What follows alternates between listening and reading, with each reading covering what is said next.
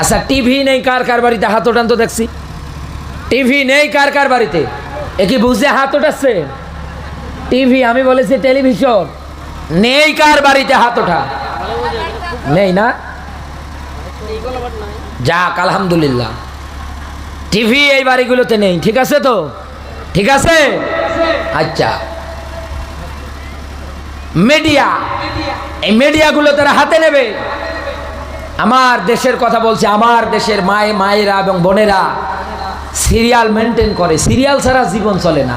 নামাজের কোনো ধান্দা নেই, সিরিয়াল জামাত করে মানে তাহাজ্জুদ পড়ছে, এরকম ধান্দা নিয়ে বসে বসে থাকে। দিন থেকে, ইসলাম থেকে মানুষদেরকে ফারেক করার জন্য, দূরে সরানোর জন্য এই মিডিয়ারা তারা হাতে নেবে। মিডিয়াগুলোকে তারা হাতে নেওয়ার পরে অর্ধ উলঙ্গ ছবি তারা প্রত্যেকটা মিডিয়া চ্যালেঞ্জ দিয়ে দেবে। এতে করে হবে কি? আপনার লজ্জা থাকা দরকার। আপনার মেয়ে, আপনার স্ত্রী, আপনার সন্তান, তাদেরকে নিয়ে আপনি এক জায়গায় বসে এই সব ছবি, এই সব সিনেমাগুলো আপনি উপভোগ করেন, আপনার লজ্জা করেন? একটুও কি বিবেকের মধ্যে বাঁধে না যে আমি একই করছি? একটুর জন্য আপনার ভয় হয় না, একটুর জন্য আপনার চিন্তা হয় না যে আমি একই করছি? এই পৃথিবীতে কাফেরেরা সবার প্রথমে এই টেলিভিশনগুলো সব জায়গায় চালু করে দেবে, মিডিয়াগুলো তারা হাতে নেবে। নেওয়ার পরে মানুষদের কোরআনের তেলাওয়াতের পরিবর্তে রাস্তার মোড়ে মোড়ে তারা গান বাজনা সব আয়োজন করবে। এ কথা বলে না কেন? আজ এই দেশের যুবক যারা আছে, কি জীবন, এমন কায়দায় চুল কাটে।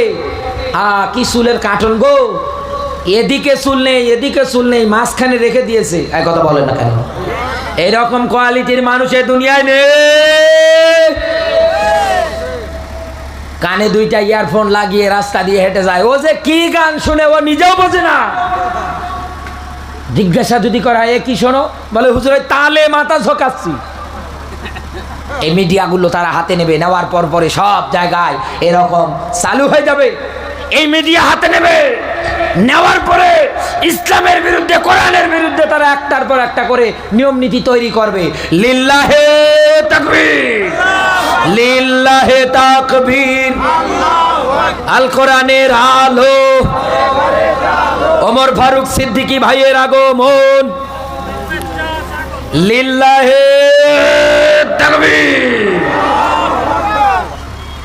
প্রিয় ভাই, আমাদের মাঝে উপস্থিত, আমরা ভাইয়ের জন্য দোয়া করব। আল্লাহ পাক আমার প্রিয় ভাইকে যেন নেক হায়াত দান করে। বলেন আমিন। আরো জোরে বলেন আমিন। আমি শর্ট সময় আপনাকে কয়েকটা এক্সাম্পল ধরনের উদাহরণ দিয়ে শেষ করে দিচ্ছি। এই মিডিয়া হাতে নেবে, নেওয়ার পরে তারা ইসলামের বিরুদ্ধে অপসংস্কৃতিক হাজারো নিয়ম নীতি তারা রটিয়ে মানুষদেরকে ইসলামের পথ থেকে দূরে সরে নিয়ে যাওয়ার জন্য চিন্তা ভাবনা করবে। এরপর পরে নুন ওয়াল কলম ওয়া ইয়াসদুরুন, কলম বানিয়েছে কে? আরো জোরে বলেন। এখানে যারা আলেম বসে আছেন, এবার প্রশ্ন করতে পারেন, হুজুর এই নুন এর ব্যাখ্যা কি?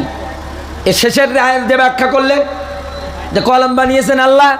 তো এই নুন কোরআনের এরকম শব্দ 29 জায়গায় আছে। এগুলোকে বলা হয় হরফে মুখাত্তাব। 29 জায়গায় পাওয়া যায়। এগুলোর অর্থ একমাত্র জানে কে? তাম দুনিয়ার সব মানুষদের অন্তরে আল্লাহ তালা মেরে দিয়েছে এই নুন দিয়ে। এই কলম হাতে নেবে, পেপার পত্রিকা এরকম ছাপাবে, মিডিয়া যুগ হলে ভাইরাল করে দেবে। তোমাদের নবী মুহাম্মদুর রাসূলুল্লাহর চরিত্র যদি এতই ভালো হয়, 13টা বিয়ে করলো কোন কায়দায়? এইরকম নাস্তিক এদেশে নেই। এগুলো রটাবে তারা, একটার পর একটা এরকম খারাপ মিডিয়ার মধ্যে লিখবে, মানুষ এগুলো পড়বে। তাই তো কিছু লোক মনে করবে হ্যাঁ হলেও হতে পারে। আরো কঠিন কঠিন ব্যাখ্যা ছিল, আমি আগেই বলেছি না, ভাসুরের নাম ধরা জায়েজ থাকলে ধরা জায়েজ নেই। এবার আমার আল্লাহ আপনাকে আমাকে ধৈর্য হারা থেকে, নিরাশ হওয়া থেকে, আগেই বলেছি না সুসংবাদ, এবার আল্লাহ ডাক দিচ্ছে। আল্লাহ পাক বলেন আল্লাহু মুতিম্মু নূরিহি ওয়ালাউ কারিহাল কাফিরুন।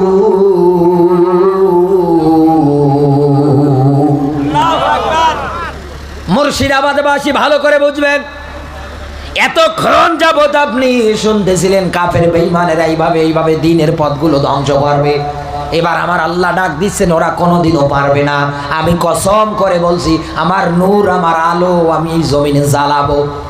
এই পৃথিবীর ময়দানে মালিক যখন তার নূর আর তার ইসলামের নিয়ম নীতিগুলো জ্বালাবে, পুরো সমাজটা অন্যরকম হয়ে যাবে। সব জায়গার মধ্যে শান্তি বিরাজ করবে, কোনো মানুষ আর কোনোদিন উল্টা পাল্টা কাজের দিকে যাবে না।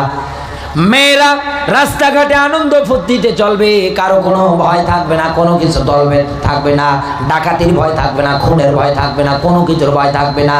তাকান সৌদি আরবের দিকে, মাত্র 70% ইসলাম চলার কারণে ওই দেশটার এত পরিবর্তন। লক্ষ লক্ষ টাকার জিনিস পরে থাকে, কেউ নেয় না। তার বাস্তব সাক্ষী এই যে ভাই বসে আছে। মেয়েরা তাদের জানমাল নিয়ে চলতে পারে, কোনো অসুবিধা নেই। কিন্তু আমার বাংলাদেশে বন্ধু 80 বছরের বুড়ি মহিলাও নিরাপদ নেই। এক কথা বলেন কেন? এ যদি আমি একা বলতাম মানা যেত না, বলতে পারেন হ্যাঁ হুজুর একাই ছিলাম, ওই যে ভাই মাথা চোখাচ্ছে, জিজ্ঞাসা করে। এই জন্য এরকম শুধু বাংলাদেশ না, পৃথিবীর অনেকগুলো রাষ্ট্র আছে, ওই রাষ্ট্রগুলোতে ঠিক কিন্তু এইরকম আমরা তাকিয়ে দেখতে পাই। আল্লাহর কাছে এই রাতের বেলা দোয়া করছি, ও মালিক তুমি আমাদের এই সর্বচোখে আয়াতের বাস্তব ব্যাখ্যা যেন আমরা দেখতে পারি। আল্লাহ পাক যেন তৌফিক দান করে। জোরে বলুন আমিন, আরো জোরে বলেন আমিন। আমি যতটুকু আলোচনা করেছি, আল্লাহ আমাকে আমল করবার, আপনাদের আমল করবার, বাস্তব জীবনে মানবার আল্লাহ পাক যেন তৌফিক দান করে। বলেন আমিন। আমার মায়েরা যারা আছেন, মেহেরবানি করে আমি আপনাদের 2টা উপদেশে দিয়ে যাচ্ছি। ভাই আছেন, আপনাদের সম্পর্কে আরো কিছু বলবেন, মেহেরবানি করে বলছি কোনোদিন স্বামীর অবাধ্য হবেন না, কারণ স্বামী ছাড়া আপনার মূল্য নেই। স্বামীটা আপনার মেইন সম্পদ।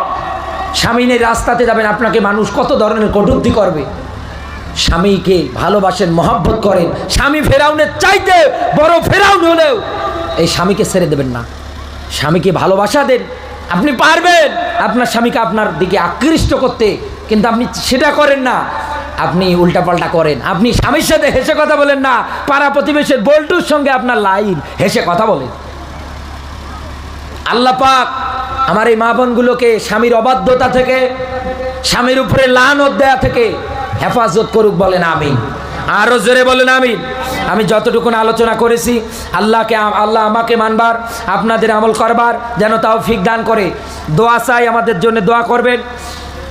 আমির হামজা ভাইয়ের জন্য দোয়া করবেন। আল্লাহ পাক আমাদের সবাইকে দ্বীনের জন্য, ইসলামের জন্য যেন কবুল করে। বলেন আমিন। আসসালামু আলাইকুম ওয়া রাহমাতুল্লাহি ওয়া বারাকাতুহু।